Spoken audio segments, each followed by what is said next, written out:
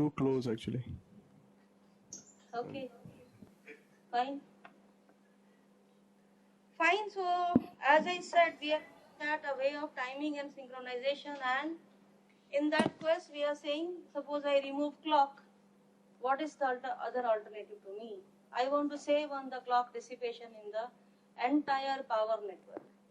So aim is to generate your own timing, locally generate the timings, and this is what we call as a handshaking protocol. So it is done by two adjacent blocks. So it is locally generated signals, and we call them as request, acknowledge, and physical timing is start and done. So physical timing signals are take care of the delays of each and every block, every function block. So function block starts, function block finishes, and issues a done signal. So that takes care of the timing delay. And CLBs can be different, they have a different delay. So it is independent of the worst case. We need not go for the worst case design here, because the moment the CLB finishes, it can issue a done, and in that case, if the receiver is free, it can capture the data can move forward. No need to wait for the worst case timing scenario. It is not necessary. So as I said that there are two different protocols, what we call them as a two-phase protocol and a four-phase protocol. Four-phase is easy to implement, and two-phase gives you high-speed system. So we shall see some 2-3 representations in which a two-phase protocol system can be designed. Okay, concept is the same. The concept doesn't change. That there has to be data transfer at both the edges of the request signal. Okay, so when we go for this, so this is, as I said, that protocol also you can have two-way implementations, bundle data and dual rail. Okay, so bundle data means, as I said, the way you encode your signal, the way you encode. Dual rail means for every bit you have 2-bit representation.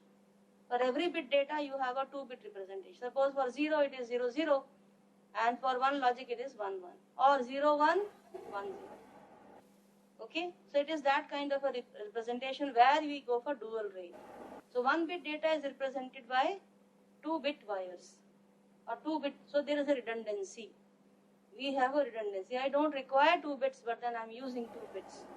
It is a dual rail, or there can be a bundle data. That means for every input, there is a single wire. We are not going for dual wire representation. There is a single wire for every bit, and along with that, we also represent, or we also send a request signal and there is acknowledgement. So between two blocks, there are n-bit data is passing. So n wires will be there. Suppose a parallel communication plus 2, one for a request and one for acknowledgement. So in all, there would be n plus 2 wires in the case of bundle data.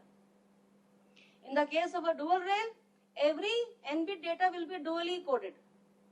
So there are if there are n data which is parallelly going from transmitter to receiver, for every bit data there is a 2 wires. So you will be requiring 2n wires plus 2. So you can see the difference between a dual rail and a bundle data protocols.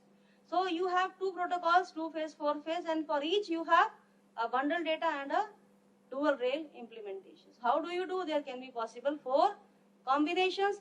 Some work very good, some work don't. In some cases implementation is very complex. So some are very popular, some are not that popular. Not all 4 combinations are popular. So we have to see that which one goes the best when we design. So for a 2-phase, is it the bundle data which goes the best, or it's a dual rail? Similarly for 4-phase, which one goes the best? So that is when you look at the pros and cons, and when you start designing, you face problems, and in the early stages, we change our strategy. Okay. So let us understand the bundle data protocol and this all I have also told you. So now we come to the representation. As I said, to run the handshaking protocols or handshaking signals, we need a circuitry which generates that kind of a signals which are truth table that I require. So in that case, we design a circuitry which we represent by this symbol, a C within this circle. It has 2 inputs, 1 output, and it defines this truth table. So we need to design a circuit for that. Any one of these circuits will give you this truth table. It is called as a Muller-C element. We call it as a Muller-C element. Let us see how do we implement now a 4-phase. For handshaking, as I said, there is a chain of function blocks. There is also a chain of Muller-C elements. So the aim of the Muller-C element is to give you a request and get the acknowledgement. And start and done, it goes to the function block chain. So we have a Muller-C pipeline. That is only for request and acknowledge. A kind of pipeline that is used. So we have two pipelines running. One is a chain of function blocks, other is a chain of Muller-C elements. Okay, so we have, can you see a chain of Muller-C elements one after the another, and inputs are request and acknowledge, and then output goes to the next Muller-C element. Okay, and the moment this finishes, it sends a request to the previous block. So not only you can see data is moving forward, but here the signals are moving backwards also. Request moves forward, but acknowledgement moves backwards. So there is a backward as well as a forward movement in this Muller-C pipeline. So let us understand the implementation. So as I said, the simplest kind of a pipeline is a shift register. So where you don't have any combinational logical block in between. So it's simply a chain of storage elements. This can be a latch, this can be a flip-flop. Or you can design your latch in a special manner. Here, the latch which is being used is given a name called as a capture pass latch. Okay, it is actually designed by the design engineer who put this concept forth. That use asynchronous way of designing a pipeline, and his name is Sutherland. Okay, his classic paper is on micro pipelines. You can see, just Google it and you will find entire paper, which is called as a micro pipelines, and very famous classic paper on designing an asynchronous pipeline. So here he is calling this as a capture pass latch. So can you see there is a chain of latches going on, and there is a chain of Muller-C element running side by side, alongside, parallel to it. So let us understand how. Suppose there is a request coming from a previous block. Okay, it goes to the Muller-C element. Initially my entire pipeline is flushed. So all outputs are 0. All acknowledgement signals are 0. So if this acknowledgement signal is initially 0, that means it is receiving a 1. A 1 and 1 will cause this output to go 1, and 1 is, that is what it's kind of a start signal or enable signal for this storage element. And if this 1 says, okay, there is a data here, latch it.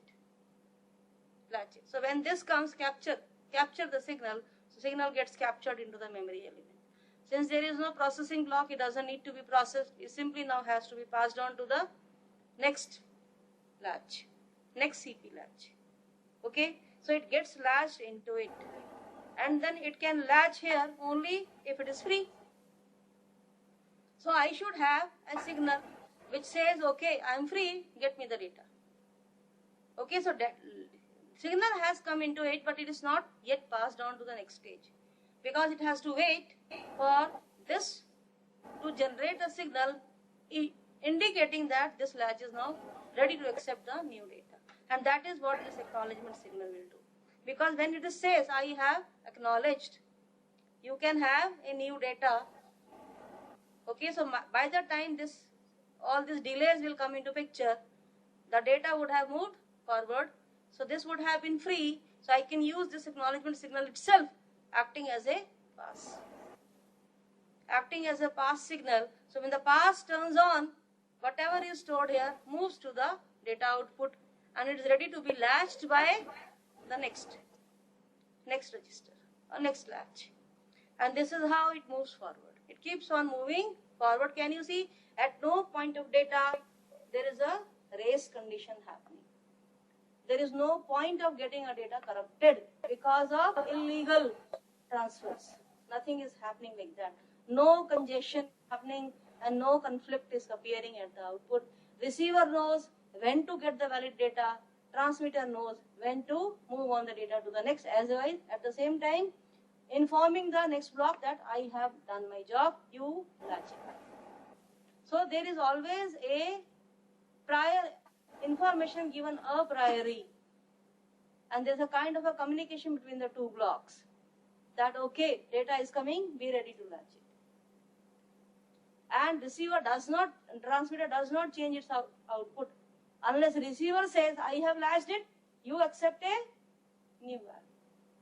So there is a kind of communication going on between the two blocks.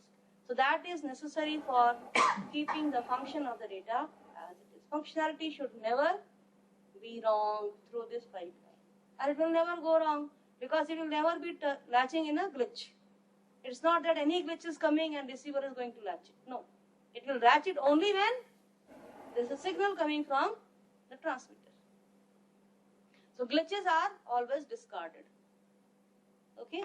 So this is how do you design now.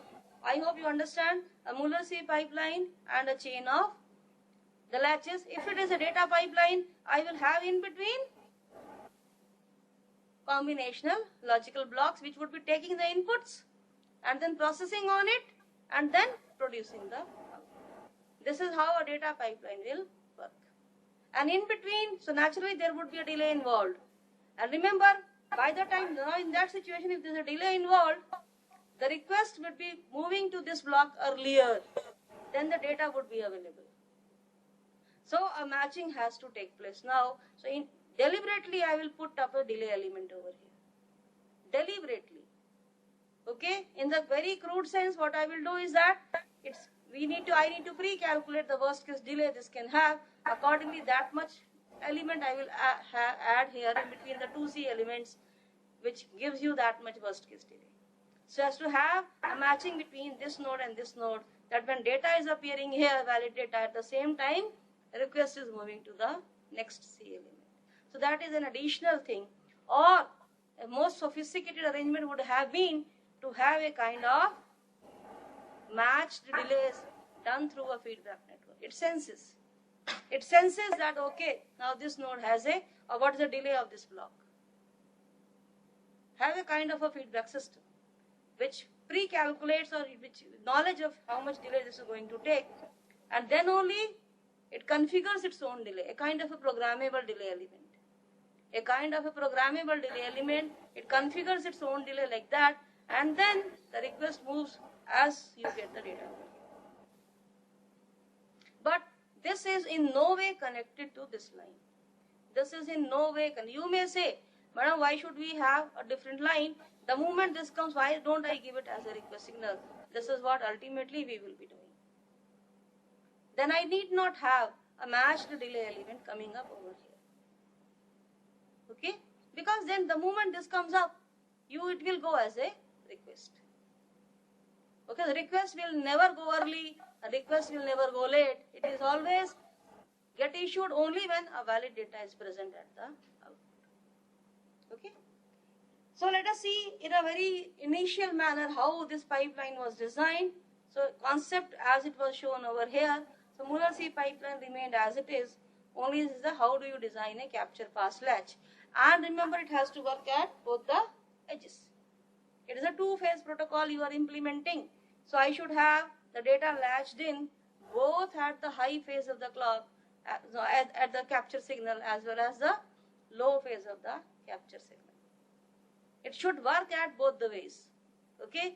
So how do you design a capture latch? It seems very difficult, but actually it is a very simple implementation given by Sutherland. It's a two back-to-back inverters need to put in series, which will act like a simple capture pass latch. Okay, so we have a back-to-back inverter here and a back-to-back inverter here, followed by another inverter. Because of this inverter pair, the function of in is same as the phase of input is same as the phase of the output. Okay, so because dual inverter pair is required over here, a two-phase system which will act like it's not two-phase, it is what do we call it as it is a bistable element. Two bistable elements are required over here. One for phase low and one for phase high, because I have to implement a two-phase protocol. Okay, data gets stored here. It is a soft node which is comprised of the CGS coming from this inverter and parasitics coming, CGS coming from this inverter, CGS of this inverter and parasitics of these two. The total capacitance at this node is comprised of all these values. So data gets stored across that node, and before it gets lost, it moves on to the output. It moves on to the output. So you can easily see that what happens is that in one case, if it is a high, so here it is a, you have to have a three-way switch. You have to have a three-way switch over here. Okay, so when capture is either turning on this or it will turn on. So for 1, this may be turning, and for 0, this will be turning high. At any point, at both the points, a path will be existing. And data can move from input to here. It will come here. And it will come here. And only when pass signal comes, okay, data will move to the output. Either through this path or through this path. Can you see the request and the acknowledge, they will alternate. They will alternate depending on the request edge. Request edge is going high, acknowledgement will also be changing. Request is going low, acknowledgement will also be changing. So naturally, one time it will connect this, other time it would be connecting here. But whether 1 or 0, it would always provide a path. From this node to this node or this node to this node. There will always be a path. So for both transitions of pass, there is a path available. Similarly, for both transitions of capture, there is a path available. And I am able to move my data forward. Okay, so if I look at the different, this is just as I was telling you, that you can have 4 different combinations for capture and pass. Both can be 0, 0, it can be 1, 0, it can be 1, 1 and 0, 1. Okay, so in one case, 0, 0 case, it is a pass. This is a capture mode, this is a pass mode, and this is a capture mode. But they will never occur simultaneously. Capture and pass will never occur simultaneously. That it is captured as well as at the same time it is passed on. That will never occur. That will occur one after the another. And it should be like that. It should be like that. Okay? So now, if I say that you have to have now design a pipeline, a data pipeline, a kind of a real life example this slide is showing. Again, I have taken this snapshot from the same paper, micro pipelines. Okay, so can you see this is an array of capture pass latches, which is controlled by a Muller-C element. Again, we have an array of capture pass latches, which is controlled by another Muller-C element. And there would be again, the series goes on. So can you see my Muller-C pipeline chain? This way, this way, this way, this way. Why so many capture pass latches here? There can be many inputs. I have shown you the capture path of my Muller-C pipeline with only one input. This is only one input. Okay? There is only one input. But you can have multiple inputs coming in. So this will be going to many, you can say function blocks may be there. So what I am saying is that you may have now this is what is you have as I said, a full CLB existing within this. A full CLB exists. Now understand this one. So we have a full CLB. Can you see? So many inputs to the CLB. 1, 2, 3, 4. So this CLB block has 4 inputs and these many outputs. And these many outputs. So this is 4 inputs and 5. Every input will be coming from a latch. Because a latch can store only 1 bit data. So 1 bit is a 1 input stored in 1 latch, other input stored in another latch, the third stored in the third latch and the fourth state. And they all will be controlled by one simultaneous capture pass transitions. So one capture signal turns all of them on. One pass signal from the Muller-C element Ask all these elements to pass the data. Okay, it will come here, processed over here, moves on to this stage. Okay. Similarly, again, second Malacy element, there are 1, 2, 3, 4, 5, 6, 7, 8, 8 outputs. They will all be now stored to the next stage. Next stage will have a capture pass latch. And then it will again have a combinational logical block. So array is required over here. These are arrays that you require. Similarly, an array of this value over here. So can you see just one CLB which may be comprised of many gates. Or in a very larger subsystem, it can be this is simply a two-stage pipeline. Simple. One stage, CLB is not shown over here. But you can have a four-stage pipeline. So you can have the first CLB, a capture pass latch array, and an array over here. Second CLB comprised of 4 gates. A third CLB comprised of these many gates. So first array, second array, third array, fourth array. Okay, now Muller-C pipeline, I'm not showing it on the top. Here it is shown as if it is going this way. Then it is going in a serpentine fashion. Just to lay it out in a very easily comprehensible manner. You can easily comprehend the situation. You don't want to design the schematic that it becomes messy. We try to put it in a manner it's easy to be comprehended. This is how it is represented in the paper. Okay, so data pipeline is moving and data keeps moving not at the edge of the clock, at the edge of the request.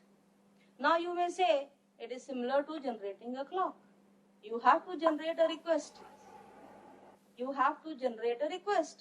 So that means there has to be a kind of a clock. Request is similar to a clock. What's the difference between a clock and a request?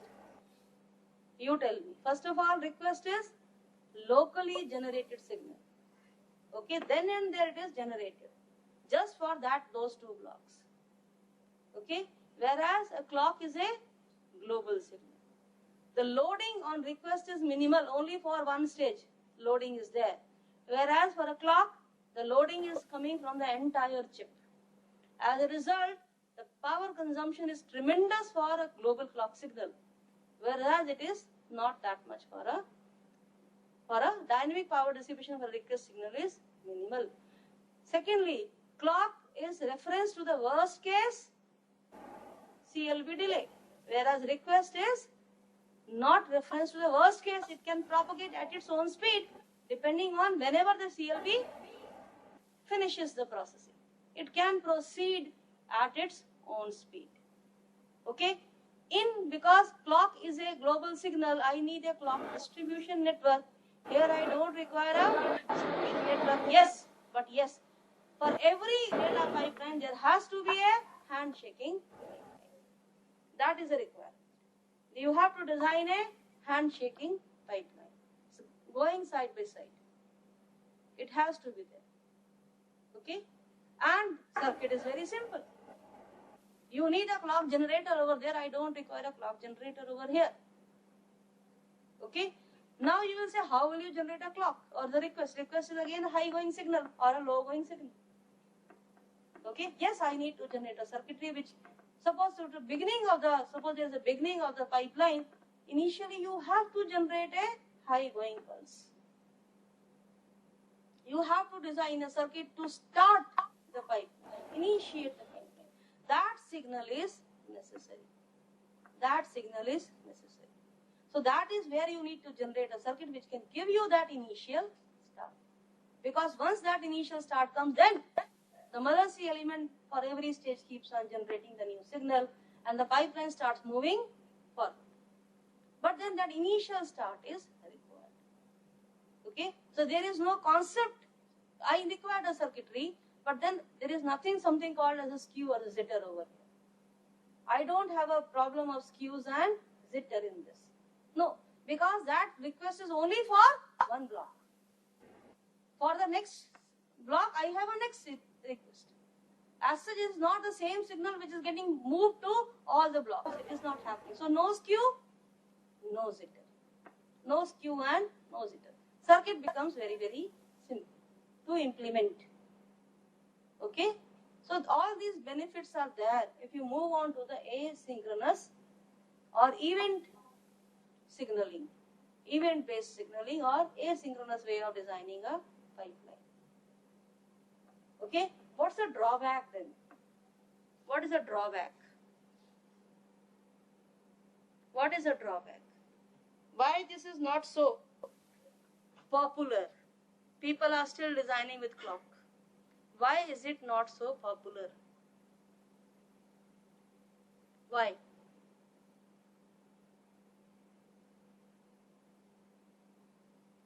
Because right from the very beginning, people have been designing with clock. So now they have a practice of over 50 years of designing with clock. All the issues of clock-based approach they have already resolved. They know the remedy. They know the remedy. Okay, if this happens, do this. All the solutions are available to them. It has become very easy for them to design with a reference clock. And this approach is a new approach, and little work has been done on this. As a result, they always have a fear that if something goes wrong, they have to work on it, and that will lead to a larger turnaround time. That the time to finish will be more, because you will be resolving the issues here first. You need to resolve these issues, and because nobody has initially worked upon, or very little work has already been done, so many issues will be there which might be still unresolved, and they have to spend time on resolving it. As very less literature is there available. As a result, it is not a very popular way of designing the system. It's not very popular. Asynchronous way of designing system is not that popular. And unless you design very carefully, if unnecessarily you are not taking care of designing Morrissey element pipeline, because that will lead to extra nodes. Every node needs to have a dynamic power consumption.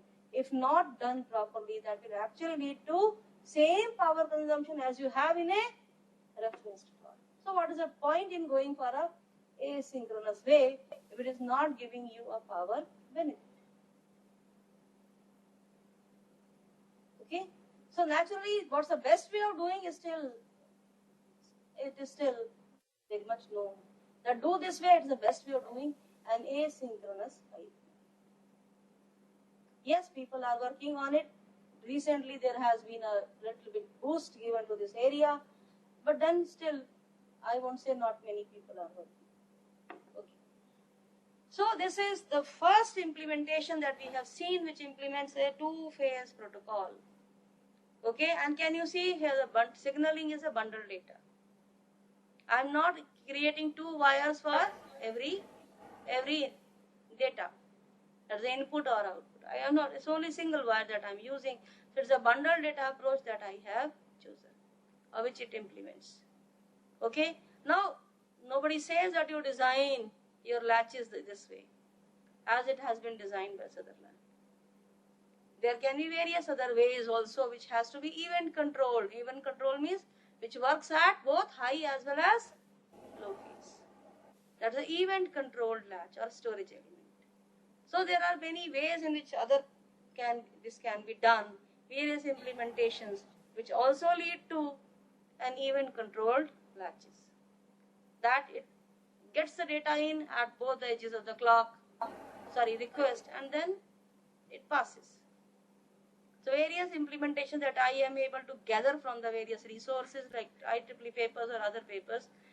So these are some of those implementations that I am showing you, which can behave like a CP latch. Okay.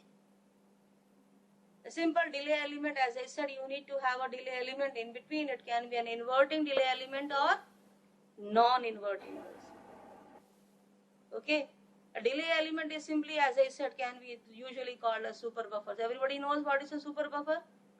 Super buffer has a certain delay, and you can make it easily programmable also. You can have multiple chain of those super buffers, and depending on your programmability bit combination 11000, depending on two chains are becoming active or a single chain is becoming active. When two chains are becoming active, that means two parallel paths, so resistance becomes less. As a result, the delay reduces. A kind of programmability we tend to incorporate in our designs. Okay. So there is something also. Somebody said, okay, why should I use a Muller-C element? Let me implement the same concept, but I do not want a Muller-C element. Can I do without it? It is again a bundle data protocol with two-phase signaling, but then I don't want to. Is there a way by which I can remove this Muller-C pipeline? I only have a chain of, say, function blocks along with the storage elements, registers or patches. And that is where a new implementation comes into picture, which is called as a mouse trap pipeline. It's the same implementation, same concept being implemented, but implemented in a different manner, where we do away with Muller-C element. And these pipelines are called as mouse trap pipelines. It is again for two-phase, so it generates it gives you high speed. Uses again a capture protocol, capture and pass, and then gives you two-phase transition signaling. It gives you two-phase transition signaling. Very easy circuitry, very simple protocol. Okay? Very fast cycle time and very simple interstage communication. So how does it operate? Let us see. Again, it is giving you a bundle data implementation. So again, you can assume that each one is a latch or a storage element. Okay, storage element. So a shift register I am looking at. So shift register, this is also a shift register. Nothing is in between. Simple shift register. Okay, so now there is no Muller-C element. I am rather using a XOR gate. Rather we use a XOR gate over here. Okay, data, there is a request moving alongside the data. So there is a request coming in. There is a request coming in. And can you see, request is moving from here to here to here. Similarly, data is moving from here to here to here. But then, how do you disable? Because there is a way to disable yourself also. Okay, and that is what is done through this block. Acknowledgement is flowing this way through this XOR chain. So when the request comes, there is a data available, it gets latched into this. Okay, there is nothing called pass over here. As such, there is no pass. Data is moving here. Okay, but unless it is latched here, I should not change my data. So I should disable the stage itself. It can accept a new data only when this has latched this data. So unless this goes into this, I should not change my output. So what should input? So what should I do?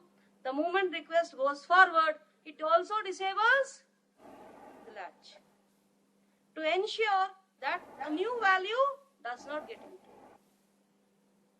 To ensure that a new value does not. So it is serving the purpose of a dual purpose.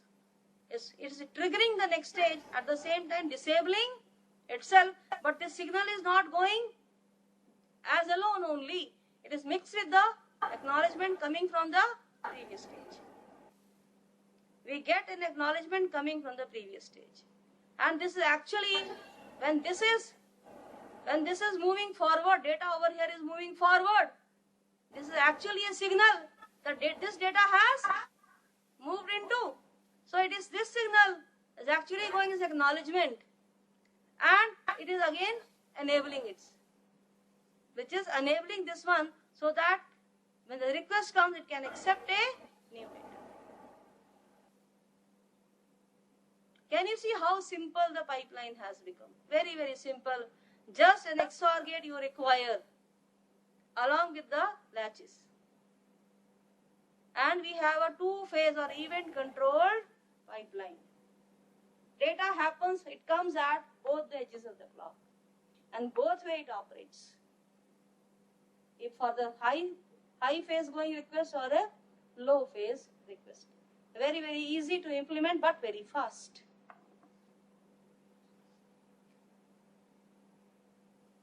Okay, clear? So, as I said, is that in the case of a two-phase or a single rail, sometimes if data pipeline is there, for the shift register it's okay. But if you want to implement it in a very general fashion by incorporating a CLB in between, you have to incorporate the match delays. Okay, if it is a match delay, somehow you have to, there are various ways in which it has been designed that we try to relate the delay of the two together.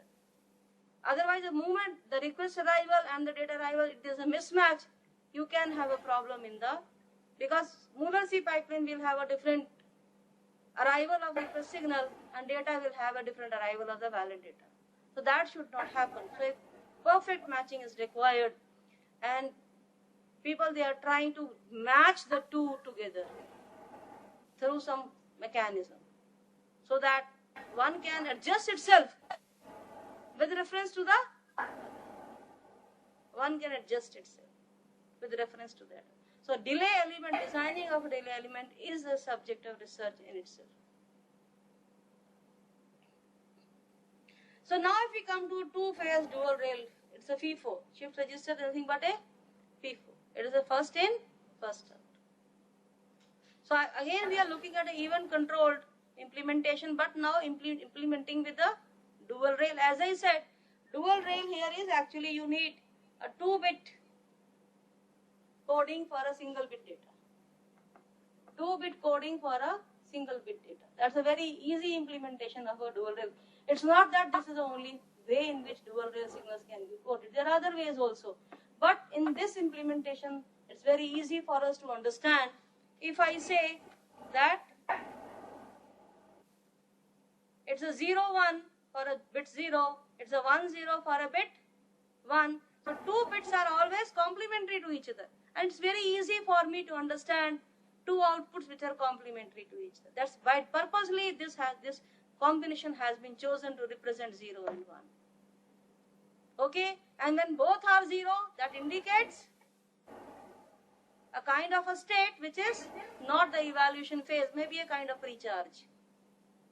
And this is something which is not possible at any point.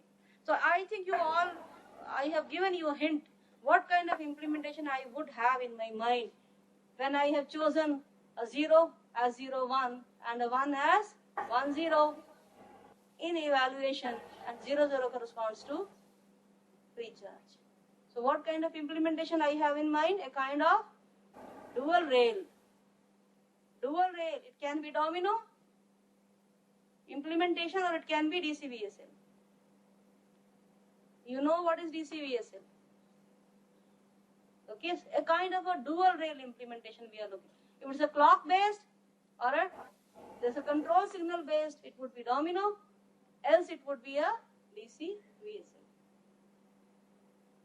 So I can implement my circuits using either of this logic. So dual rail cascade voltage switch logic I can use if it's not a dynamic implementation I'm going for, or just remove the clock and put a request or a start signal. It will become a domino implementation. It will become a domino implementation. So this is what I'm looking for. Okay, a kind of a dual rail implementation where this is crisscrossed as in DCVSL. 2 outputs are there. So when this is 0, 1, it may be a 0. If this is 1, 0, it may be signifying a 1. Okay, a logical diagram, logical block to compute the output, and it should start only at a signal, and this signal may be coming from the Muller-C pipeline. It has to be triggered somehow. It needs to be triggered that, okay, at this instant you start processing, data is available in the storage element, take the data and do it. Do the processing. That means if there is a start, there has to be a done. Okay, I have finished the processing. Data is available at my output. How would you signal that? I can very easily create that. I can take the 0 and 1 or 1 and 0 combination and create a done over here by using this structure. I can create it unless they are both complementary, 0 1 or 1 0, this output will not go 1. So it can signal that, okay, start means it will start the function, done means the processing is over, data is available. That means now the C element knows, okay, data is available, send the request to the next block. Okay, so this done, now I am going to use it as a request to the Muller C element, which generates a start for the second functional block. Second, I am going to use this. So unless they both are valid, both are either 0 1 or 1 0 combination, this output will never go high. So that means data is finished, data is valid, get the output to the next block. So I will be using this as a request to the next block. This is the structure of a pipeline now. Block level diagram of the pipeline implementing this concept of using dual rail implementation of the circuits. Dual rail implementation. So can you see, I have a data available over here. Two rails are there. Two outputs are there for every. So I'm using 1 bit data, assuming there's a 1 bit data. So for 1 bit data, there are 2 wires. And they will be complementary, always complementary in nature.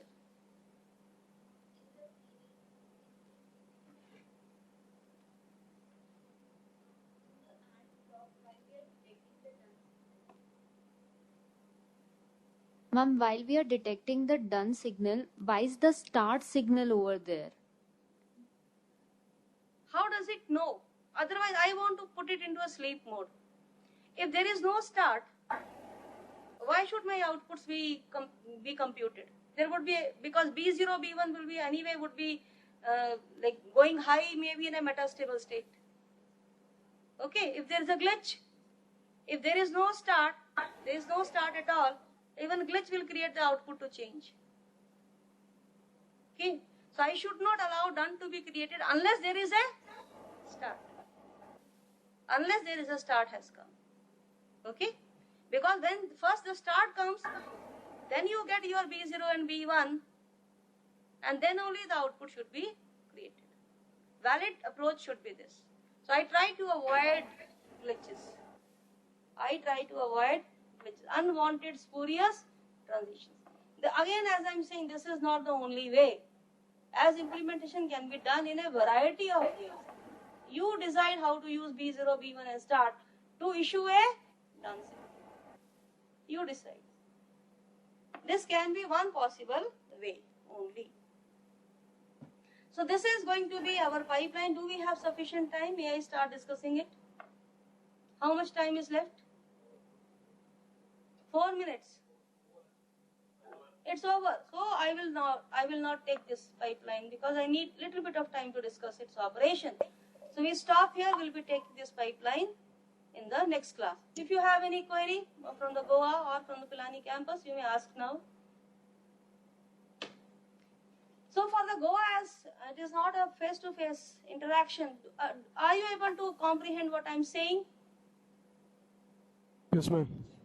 Any problem during the audio or during the video? No, ma'am. Any clarity issue? Any clarity issue you have? No, nothing. Okay, I hope this is for all the students sitting over there, not the one student's response. Ma'am. Yes, ma'am. Okay. So fine, we'll be taking it up. And from next class, I will be taking the attendance regularly. And I need one person. You are Karan? Karan would be responsible for taking attendance. I will give you the sheet and it will be circulated and you all have to sign on it. And I want this to be maintained, to be done regularly at the Goa campus also. Okay? Okay, Clear? ma'am. Fine.